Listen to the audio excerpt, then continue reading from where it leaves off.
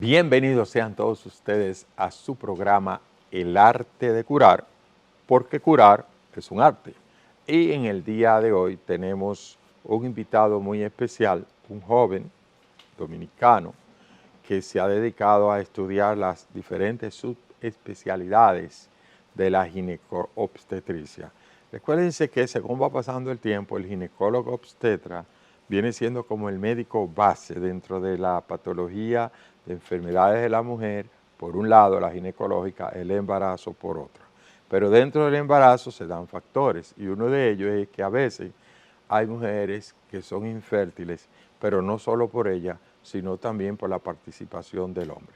El doctor también es colposcopista y también ha hecho vaginoplastía, que es todo el embellecimiento de la vagina, pero me tengo entendido que últimamente se ha ido perfilando más en todo lo que tiene que ver con la infertilidad. Doctor Miguel Montero García, bienvenido al Arte de Curar. Muchas gracias, para mí siempre un honor fomentar la prevención en salud para la sociedad dominicana y a todos los que nos escuchan a través de las diferentes plataformas digitales. Hablar de infertilidad es una patología compleja porque no afecta solamente a una persona, sino que afecta a la pareja. Y yo diría que impacta también al resto de la familia. Claro que sí, porque es que el cuando, modelo tradicional de una pareja es tener hijos. cuando dos personas se casan y comienza el tiempo a pasar, pero ¿qué pasa? Entonces ahí quiero comenzar. ¿Cómo podemos definir infertilidad? ¿A partir de qué tiempo? Y todo ese tipo Claro, de cosas. excelente pregunta. Nosotros podemos decir que una persona tiene infertilidad cuando tiene un año teniendo relaciones frecuentes sin utilizar anticonceptivo y no logra el embarazo. O cuando tiene ya más de 6 meses y tiene más de 35 años.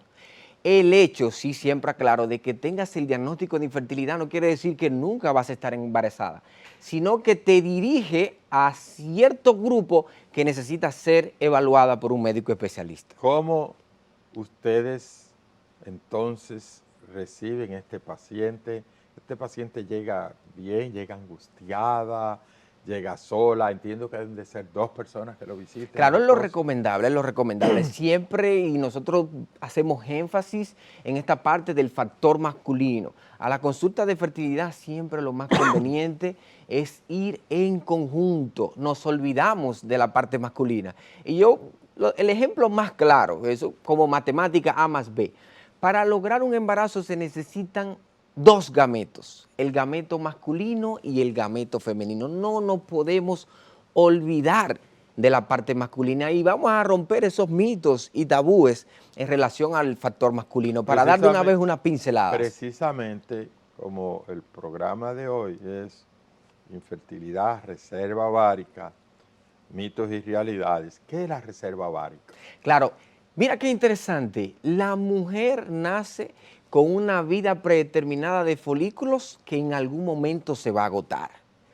Tiene un reloj biológico. De hecho, es el factor pronóstico principal, el factor edad. Entonces, ¿qué pasa? Que nosotros la mujer tiene el ovario, dentro de esos ovarios están esos folículos y dentro de los folículos tenemos el gameto femenino, los óvulos. A medida que pasa el tiempo, la edad más fecunda 24 a 26 años. A medida que pasa el tiempo, después de los 30, comienza un declive de esa reserva ovárica y después de los 35 años ya es más pronunciada y después de los 40 ya no solamente es la cantidad, sino es la calidad. Entonces, reserva ovárica tiene que ver con esa cantidad de folículos que tiene el ovario que son necesarios para lograr el embarazo. Efectivamente. Y con respecto al hombre, porque el hombre dominicano entiende que cuando la mujer no sale embarazada es un asunto de ella, Sí, nada más. totalmente. Y no, la respuesta es que no, porque independiente que el hombre tenga eyaculación y que pueda visualizar el semen, nosotros podemos estudiarlo y verificar la forma, verificar la movilidad, verificar la cantidad. Yo tengo muchos pacientes que se han estudiado, la han tratado, la parte femenina, han obviado la parte masculina y tienen alteración de la movilidad, tienen astenosospermia y el espermatozoide necesita caminar o tienen alteración de la forma que se llama teratosospermia. Entonces, cuando unimos esta parte, asteno y teratosospermia, en patologías más frecuentes como el varicocele. O me voy un poquito más allá. Tenemos casos también de azospermia, que no existe visualización de espermatozoide en una muestra. Y si encontramos estos casos, nunca se va a poder lograr el Entiendo embarazo. que la causa número uno sería los hombres que se han hecho La vasectomía. la vasectomía, ¿verdad? Que se han, Sí, no, pero en lo que estoy hablando en pacientes que no han tenido ningún tipo de procedimiento quirúrgico, que tienen varicocele, o esa sea, parte. el varicocele de por sí ya te puede disminuir Claro, la la posibilidad. forma y la movilidad. Tenemos pacientes que tienen alteración de la forma, tenemos pacientes que tienen alteración de la movilidad. Y ya en lo concerniente a la mujer tenemos diferentes factores que influyen en que ella sea infértil. Si tenemos la cámara, por favor, para que me puedan hacer un close-up y que nuestros oyentes puedan también visualizar. Nosotros tenemos el ovario. Aquí ese es el ovario de lo que tiene el folículo, lo que necesita, y ese ovario elimina o puede salir un óvulo y lo atrapa las trompas. Las trompas de Falopio, y por eso quiero que vean esto, las trompas de Falopio son una tubería que necesita para transportar el óvulo. Y nosotros tenemos causas de ovulación, principalmente el síndrome de ovario poliquístico, que no es lo mismo ovario poliquístico que síndrome de ovario poliquístico. El síndrome de ovario poliquístico es la principal causa de anovulación por infertilidad. Tenemos personas por otras causas también que no pueden ovular, pero tenemos las trompas de Falopio, que infecciones de contacto sexual, como la clamidia y la gonorrea, dañan las trompas, tienen salpingitis y pacientes pueden tener factor tubárico.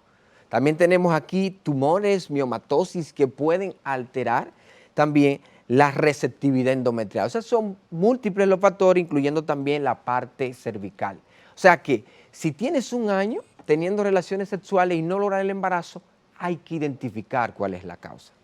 Bien, una vez ustedes identifican la causa de esa o azospermia o la dificultad de movimiento Claro que sí, del claro que sí. espermatozoide, y tratan al hombre o tratan solo a la mujer. ¿Cómo es que hacen esto? O sea, viene la causa en el hombre normalmente es cooperador, o ¿qué hacen? ¿Les traen el semen al hombre? ¿Cómo se produce Sí, esto? existen diferentes tipos de tratamientos de baja complejidad y de alta complejidad, pero vamos a suponer, lo primero que nosotros tenemos que fomentar la orientación con el hombre. Por ejemplo, no todos los casos hay que individualizarlo. Para eso nosotros necesitamos una historia clínica exhaustiva. Nosotros tenemos que evaluar, por ejemplo, la alimentación, el índice de masa corporal, si tiene también alcoholismo, si fuma, evaluar el seminograma o el espermatograma, valorar qué grado de afectación tiene, porque si tiene una azoospermia existe también alternativa. Si solamente tiene alteración, ya sea por el sedentarismo, ya sea por el mismo alcoholismo, por fumar, a veces con medicamentos antioxidantes, eso mejora. O si ya tiene una patología importante, lo referimos a urología, porque también muchas veces es quirúrgico. Eso es la parte masculina. Vamos a pedirle, doctor, que tenemos que hacer una pausa. Señores, vamos a hacer la primera pausa y en breve retornamos. Excelente.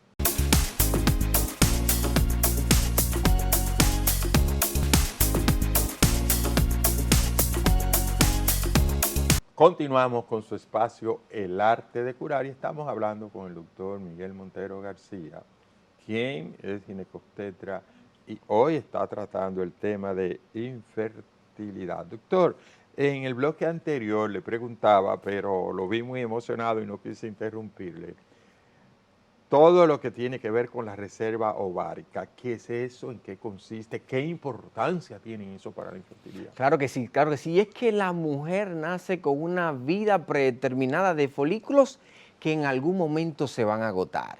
Es un reloj biológico. De hecho, el factor edad es el factor pronóstico principal en la fertilidad. Es que esa reserva ovárica es la cantidad de folículos que tiene el ovario. Ya. siendo la edad más fecunda de 24 a 26 años. A partir de los 30 años comienza a disminuir, luego a los 35 años tiene una tasa de declive y ya después de los 40 no solo estamos hablando también de la cantidad, sino de la calidad de esos óvulos. Lo más importante es que nosotros podemos evaluar cómo está esa reserva ovárica y detallar un pronóstico o hacer un pronóstico de cómo está esa reserva. Y entonces, pero eso, ¿tienen alguna tabla? ¿Cómo ustedes pueden darse cuenta con exactitud? Claro que sí. Nosotros podemos medir o cuantificar un recuento de folículos antrales, de cómo están esos folículos, valorando la cantidad, obviamente dependiendo del ciclo menstrual, principal del segundo, tercer al quinto día. También le podemos mandar a hacer analíticas, hormonas, la FSH o folículo estimulante, la LH y también tenemos la antimuleriana. Esas pruebas, tanto el recuento de folículos antrales como la prueba hormonales, en conjunto nos dan a nosotros un pronóstico de cómo está esa reserva ovárica, porque tenemos que ofrecer alternativas. Nosotros, la inclusión de la mujer en el ámbito laboral, en el ámbito social, en el ámbito político, que de hecho eso es positivo, ha hecho que cuando se casan tengan como objetivo postergar el embarazo.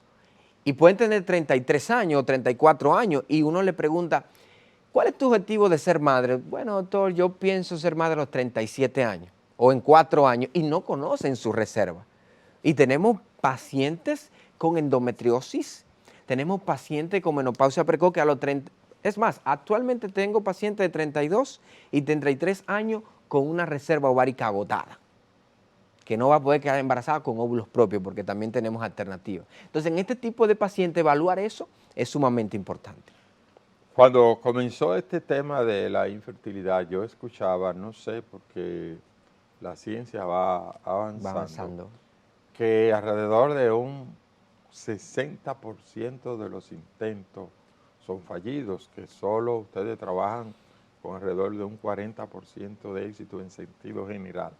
¿Cómo anda eso? Mira qué pasa, y eso tiene una razón de ser, hablar del porcentaje, porque de hecho en la definición de un año eso tiene una razón de ser, y es que el 85% de las personas se embarazan en un año, el 85%, y un 93% se embaraza en 2 años. Por eso tenemos que si tú no te embarazas en ese año, representa un 15% y por eso te diagnosticamos de infertilidad. Estamos hablando en personas normales, no estamos hablando... En personas normales. Okay. Ahora bien, entonces dirán, ¿y por qué lo hicieron en un año? Y es porque la tasa de fecundidad, nosotros no somos muy fértiles, por así decirlo, porque la tasa por ciclo puede variar en un 20%. O sea, tú puedes tener relaciones hoy o todos los días durante un mes y no embarazarte y no ser patológico, porque tiene un 80% de que no te embarazas.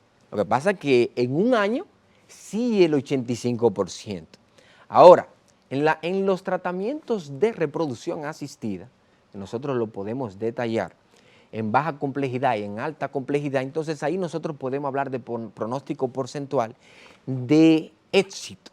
Entonces ya depende si es coito programado, depende si es inseminación artificial o fecundación in vitro, que es el porcentaje que usted maneja de los 60% que tenemos. O sea, que el hecho de que una persona vaya a alta complejidad de tratamiento de reproducción asistida, obviamente individualizando cada caso, no quiere decir que en un intento va a tener un 100%. Porque tenemos... Lo de alta complejidad son los de in vitro. Exactamente, de fecundación in vitro, inyección intracitoplasmática. Doctor, ¿los seguros médicos cubren esto? No, no tiene cobertura. Y es algo que, por ejemplo, nosotros estamos, de hecho la tesis mía fue de implementación de los tratamientos de reproducción asistida porque los costos son muy altos de manejo de laboratorio, de medicamentos. Hecho en Estados Unidos, que es un país desarrollado, no maneja una cobertura para tratamiento de alta complejidad. Por ejemplo, en España, en Europa, donde yo estaba rotando, sí en España tienen 2 coberturas en casos específicos de tratamiento de fertilidad. Nosotros somos un país subdesarrollado, cada día más está avanzando, cada día más tenemos alternativas para esas parejas que no pueden tener hijos. ¿Cómo manejan ustedes? Porque estamos hablando solo de lo orgánico. Sí. Pero me imagino cómo manejan la ansiedad de esta pareja que ya está presionando, que hicieron un intento, todavía no han podido lograr. ¿Cómo manejan eso? Sí, ¿Se excelente. auxilian de cuáles? Pero me imagino también que además de la parte psicológica, se auxilian de la parte nutricional del individuo. Dígame cómo anda todo Claro, esto. claro que sí. Me interesa esa pregunta. Actualmente estoy en Reproductive Group con Michael Cortiño. Es un equipo multidisciplinario. Y el sistema me encanta porque el llevar, de hecho yo que soy médico de fertilidad, pero pasé en ese proceso, sé todo lo que eso conlleva, la presión social, el estrés, y el manejo es multidisciplinario. Generalmente una persona que está pasando, y si me estás escuchando, está pasando por eso, cada ciclo llora, se deprime, la presión de los familiares, de por qué no se embaraza. Entonces, nosotros comenzamos con la consulta preconcepcional. Cómo está cada una de las pacientes, cómo está su índice de masa corporal, cuáles son sus hábitos tóxicos. Tenemos la parte psicológica donde se le explica cuáles son las alternativas, cuáles son los pronósticos que manejamos, pronósticos reales, que ella tiene también la parte nutricional. De hecho, en mi mismo consultorio tenemos una nutrióloga, la doctora Ginés Montero, que todas las pacientes que van para tratamiento de alta complejidad los dirijo a nutrición y a psicología. Y obviamente, dependiendo de cada caso, pacientes, por ejemplo, que tengan una situación hematológica, ya nosotros los referimos, pero el manejo debe ser multidisciplinario. En el tipo de paciente de ustedes, por ejemplo, como clínico, yo soy pediatra, recibí a veces pacientes que no estaban conformes con un pediatra, con 2 pediatras, con 3 pediatras. A veces también en el área de neumología o de nefrología, tuve los pacientes que, bueno, no me sentía bien con ese médico, no me fue bien.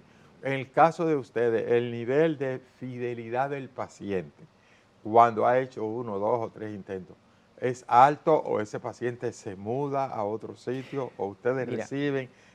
¿Han visto eso? generalmente de manera general, porque nosotros, por ejemplo, en baja complejidad coito programado, tú haces un tratamiento y tienes el mayor porcentaje no se embaraza en un coito programado y generalmente esos pacientes van a ir saltando, buscando alternativas, porque sí tenemos que explicarles, si vamos a hacer un tratamiento de baja complejidad, que es solamente inducto, ovulación y coito programado, necesitamos hasta 5 procesos para nosotros decir que ese tratamiento no fue efectivo. Y tenemos que hacer énfasis en eso para evitar esa, me voy allá, me voy aquí. Y generalmente, porque la fertilidad es amplia, nosotros tenemos pacientes abortadoras recurrentes que me llegan con 7 abortos, 8 abortos, 6 abortos. Ah, Y porque no si hemos hablado de eso. no hablamos de abortos Que quede recurrentes, embarazada, pero entonces lo abortan. lo abortan, sí, porque, Eso es otra cosa. claro, Y de una manera involuntaria. claro, No abortos espontáneos, que de hecho es la espontánea. principal causa. Estamos hablando de pacientes que muchas veces tienen edades superiores a los 35 años que ya lo consideramos de alto riesgo. Pero mire, tenemos que hacer una pausa, porque ahorita entonces vamos a hablar de eso. Y esta pausita bien breve para continuar hablando con el doctor Miguel Montero. En breve retornamos.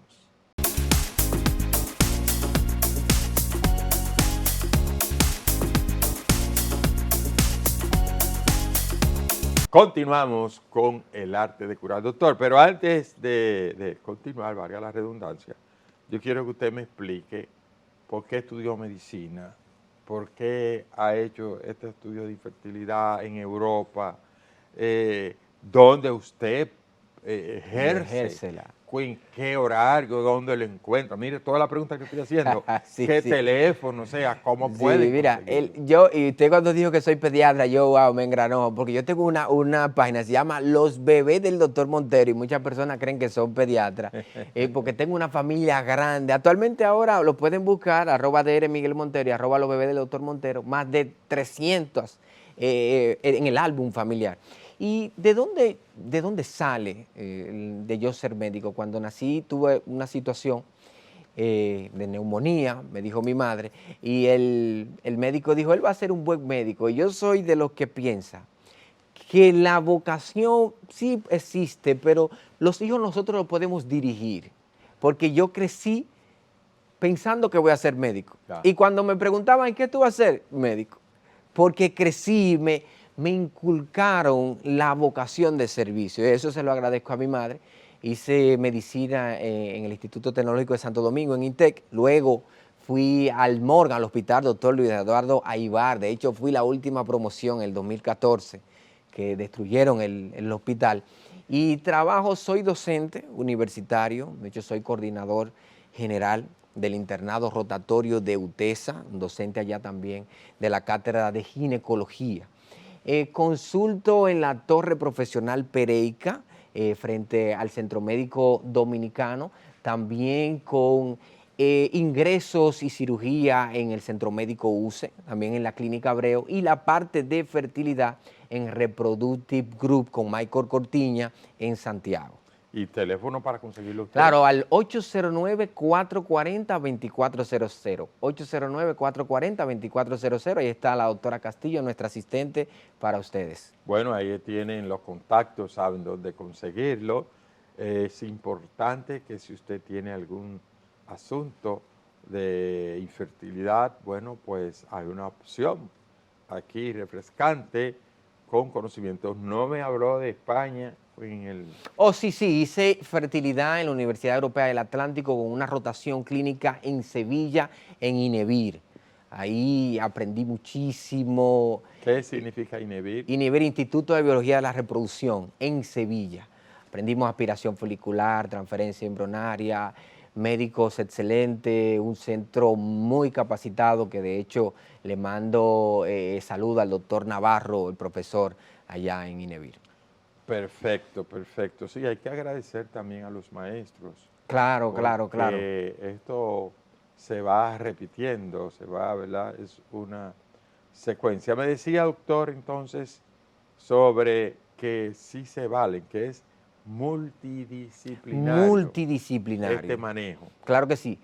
De hecho, la parte hormonal, vamos a la parte hormonal porque casi siempre hablamos de la parte hormonal y de las madres que de una manera espontánea, llámese, que ella no hizo nada para abortar, que de una manera natural abortó, que no pudo retener ese huevito, ese gameto que fue ya fecundado y que ya está en una parte del útero alojado, haciendo lo que es la parte de multiplicación celular, la parte de la embriogénesis, que son las primeras 12 semanas. Entonces, doctor, eso que esa madre muy contenta, muy feliz, pero un día amanece sangrando y se da cuenta que un aborto.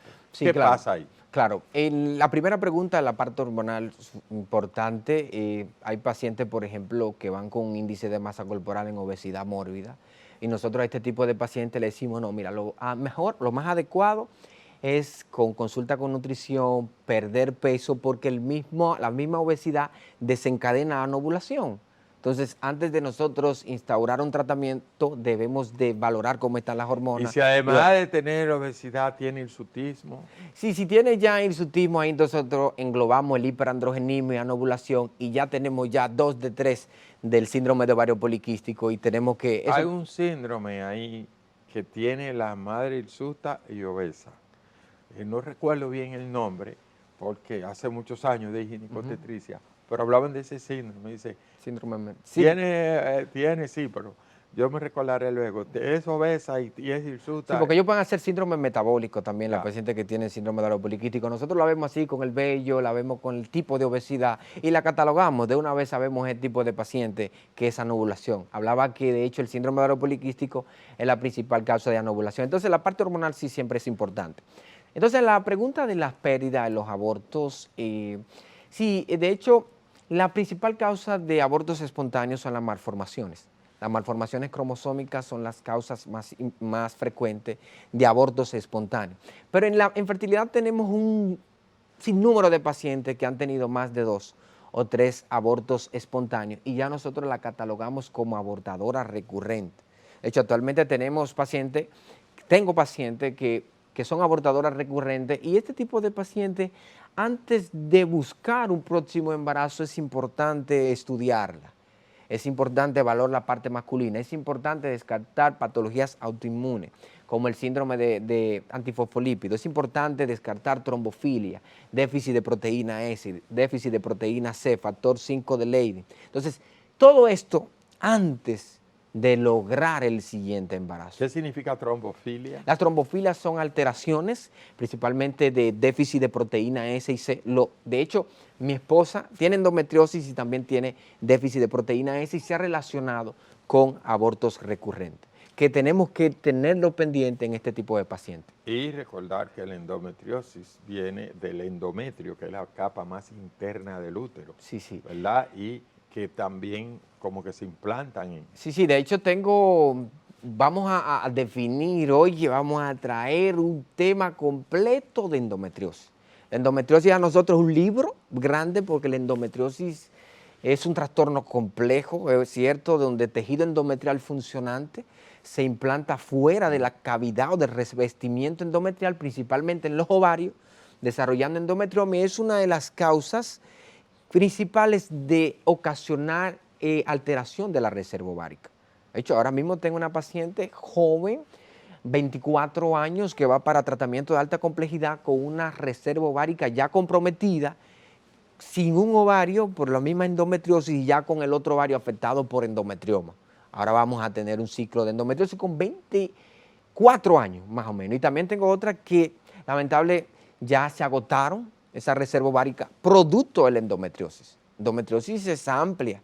Endometriosis es un tema que lo vamos a tratar aquí también. En esto de la infertilidad, cada paciente es individual. Individual. Me he dado cuenta, con todo lo que usted está diciendo y algo de conocimiento que tenía, que yo creo que no hay un paciente igual a otro. No hay. Todo siempre. Por eso yo hago énfasis. La historia clínica exhaustiva es sumamente importante. Eso no lo dan en semiología. Doctor, creencias y tabúes. Es que tú estás que no sale embarazada porque te tienes que beber esta botella para que te limpie.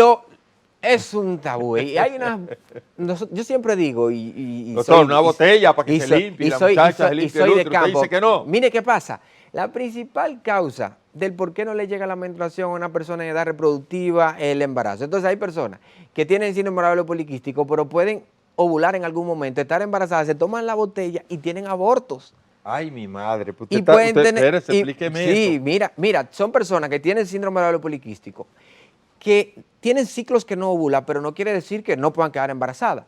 No le llega la menstruación antes de realizar pruebas de embarazo. Tiene ciclos. Tiene ciclos que no ovula, pero puede que ovula. Puede ovular en uno. Claro, y entonces se toman y llegan a nosotros con un sangrado abundante y ojo, entonces tienen aborto. Por eso cada caso es diferente. Entonces estas medidas se toman en cuestión de toda paciente iguales. Endometriosis, que limpiar, que síndrome de ovario poliquístico, y cada patología es diferente. Mire cómo estamos tratando una sola. Entonces, antes, siempre lo digo, antes de tomar esa medida es bueno una consulta con el especialista evaluando todas estas partes. Doctor, vamos a la última pausa, pero yo quiero que cuando regresemos hablemos de todo lo que usted recuerde como creencia y tabú claro que sí. de la persona. Todo lo que sea creencia y tabú, porque este es un programa de orientación médica. Aquí nosotros estamos comprometidos por traerle información científica. La ciencia es una verdad que debe de saber demostrarse, si no es ciencia. Ciencia es toda verdad que usted pueda demostrarla en base a estudios, comparaciones, estudios doble ciego, etcétera, etcétera. Entonces vamos a hacer una pausa y en breve ya venimos a la parte final.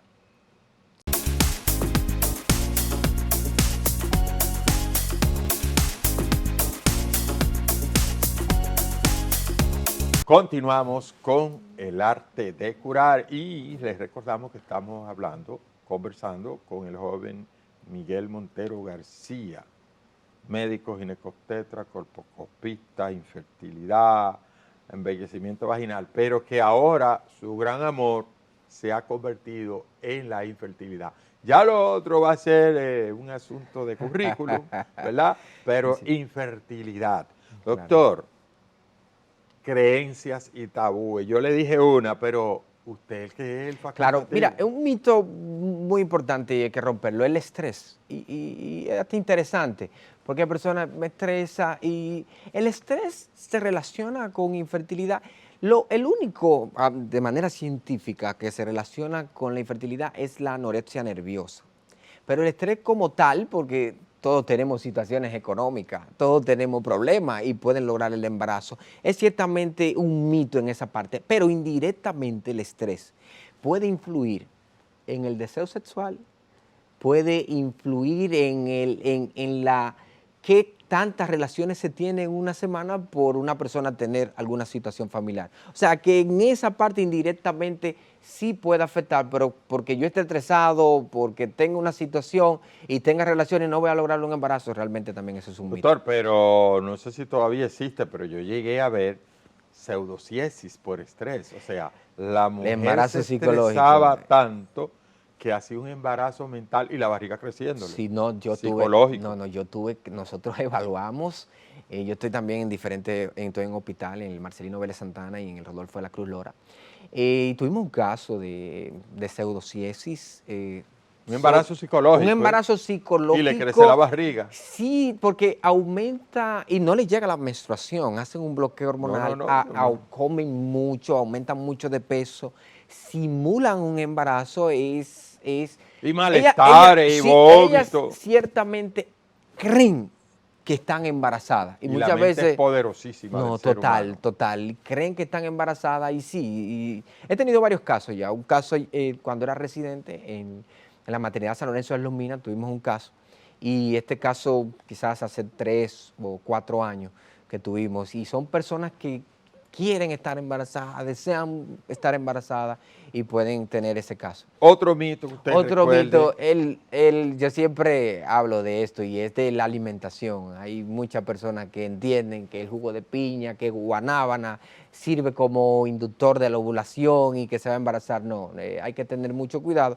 Una buena alimentación sí es importante, pero utilizar guanábana y ponerle cerveza, le ponen malta morena y un sinnúmero de situaciones que pueden englobarse en la botella también, ciertamente es un mito. Un mito.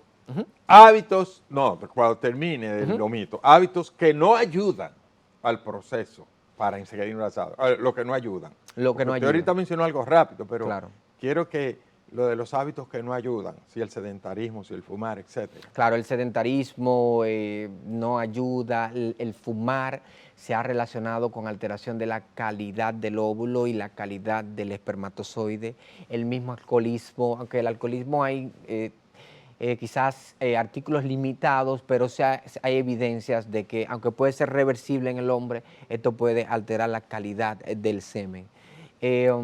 Hay un mito también, es que el simple hecho de tener relaciones e ir al baño, eso va a impedir que no quede embarazada. Eso también es un mito, independientemente que vayas al baño y orines, puedes quedar embarazada porque los espermatozoides cuando entran en la cavidad vaginal son pequeños, son millones que se depositan en la cavidad vaginal y tienden a No, y además se orina caminar por la uretra, no por la vagina. Claro, no porque por el canal vaginal. Claro está. Y muchas veces entienden, voy a ir al baño y también utilizar anticonceptivos de manera errada. Hay personas, por ejemplo, que utilizan el preservativo en un momento que entienden que van a eyacular, pero pueden tener secreciones o pueden tener eyaculaciones que no pueden evidenciarla o sentir y sí pueden tener salida de espermatozoides. Doctor, y los desajustes hormonales creados por malas prácticas, por ejemplo, se ha hecho muy famoso la píldora del día después, que son como unas cargas que dan. Sí, y tiene sus indicaciones, se llaman anticonceptivos de emergencia, tienen sus indicaciones. Pero oye el nombre de emergencia, pero lo hacen rutinario, lo que debe ser de emergencia. El problema es utilizarlo de manera de rutina, al tener una carga hormonal importante, eso hace que tengas sangrados uterinos anormales y tengas trastorno del ciclo menstrual. Ciclo menstrual también es un tema lindísimo. El principal, qué bueno para dar este dato, el principal signo de que una persona tenga ovulación es que vea sus ciclos regulares. O sea que también si tus ciclos sobrepasan los 21 a 35 días este rango y tienes ciclos irregulares, es evidente que puedas tener ciclos que no ovulas. ¿Sigue siendo el ciclo ideal el de 28 días o el de 30 días? Sigue siendo porque Cada 28, cada 30 días, Sí, como lo que el pasa, ideal. sí, nosotros tenemos un rango un poquito más amplio, lo más frecuente el de 28 días, pero tenemos un rango de 21 a 35 días. Y hago énfasis, una mujer puede tener 2 menstruaciones en un mes y considerarse normal.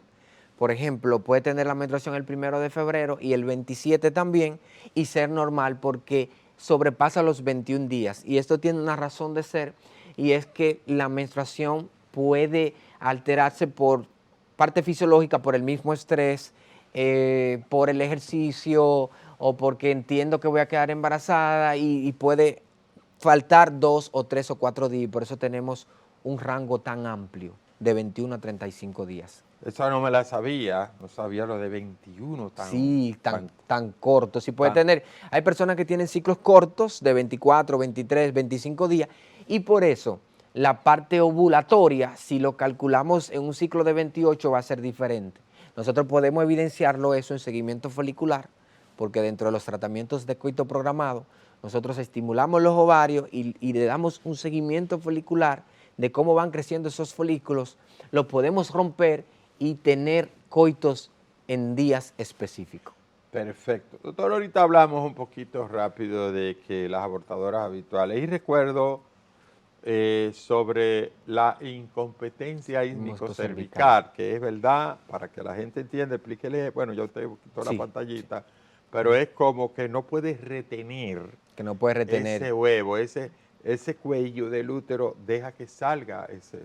Sí, es un tema que en pacientes que tienen abortos recurrentes o que tuvieron un aborto es un tema o un dato que nosotros tenemos que tenerlo en evidencia y es de las medidas del orificio cervical interno. En pacientes que tienen 13 a 14 semanas, que tienen menos de 25 milímetros de orificio cervical interno, entonces nosotros podemos hacer el diagnóstico de incompetencia ísmico-cervical. Es una causa importante de aborto, se puede tratar, hay que identificarla, tenemos tratamiento de progestágeno, de cerclaje, que hay que individualizar cada caso. Bueno, señores, hemos estado conversando con el doctor. Yo quiero, como el doctor se explica, tiene 2 minutos, doctor, para que usted dé un mensaje final a esa audiencia, para que usted se exprese si quedó algo que usted entienda Claro, que claro. debe de conceptualizar. Bueno, pues este es el Claro, momento. claro, y muchas gracias. Yo siempre tengo un lema, que el cuidado de salud está en tus manos. Y si actualmente estás pasando por un evento de infertilidad, siempre hay alternativas. Lo más recomendable es que asista al médico especializado, evalúes, vayas con tu pareja y vas a ver que siempre hay una luz en el fondo. Bueno, señores, realmente veo que el doctor habla con mucho optimismo de la fertilidad, no así los médicos que hacían infertilidad en los años 80 o No, no, 90. todo ha ido Esto ha avanzando. avanzado. ¿Cuáles han sido los últimos avances que usted puede Mira, decir tenemos ya? para nosotros donaciones de óvulos en pacientes que ya se agotaron esos óvulos, la donación de óvulos y entre otros. La medicina está avanzando. Ahora mismo se está tratando temas de rejuvenecimiento ovárico a propósito de la reserva ovárica.